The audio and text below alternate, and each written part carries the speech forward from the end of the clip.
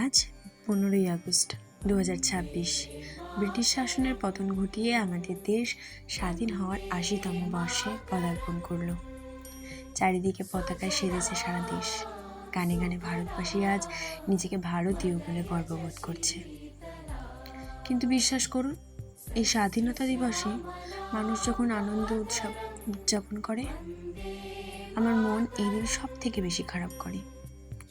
কারণ এই দিনটা ভীষণভাবে মনে করিয়ে দেয়, আমরা কি আজও স্বাধীন? আজও আমাদের বাধার পর বাধা থাকে প্রতিটি পদক্ষেপে। আজও একটি মেয়ে নিজের ইচ্ছে মতো তার জীবন কাটাতে পারে না। তার জীবনের প্রতিটি অধ্যায় হিসেব করে দেওয়া হয়, তার বাইরে যাওয়া বারণ। আজও একটা ছেলে সরকারি চাকরি না পেলে তার সম্মান একটু কম থাকে বাকিদের থেকে। আজও একটি মেয়ে দেরিতে নিজের পায়ে দাঁড়িয়ে বিয়ে করবে ভাবলে সমাজের বিভিন্ন মানুষের থেকে তাকে কটু কথা শুনতে হয়।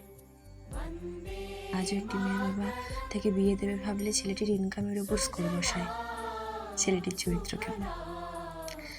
আজও একটি মেয়ে রাস্তায় রাতে বেরোতে ভয় পায়, পাছে তাকেও না ধর্ষিত হতে হয়। আজও কোথাও ঘুরতে যাওয়ার পারমিশন দেওয়া হয় না মেয়েদের।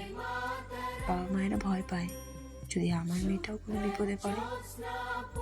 আজও মানুষের পোশাক দেখে তার ক্লাস বিচার করা হয়। এমন হাজারো কারণ আছে। আজ বড্ড লজ্জা হয়।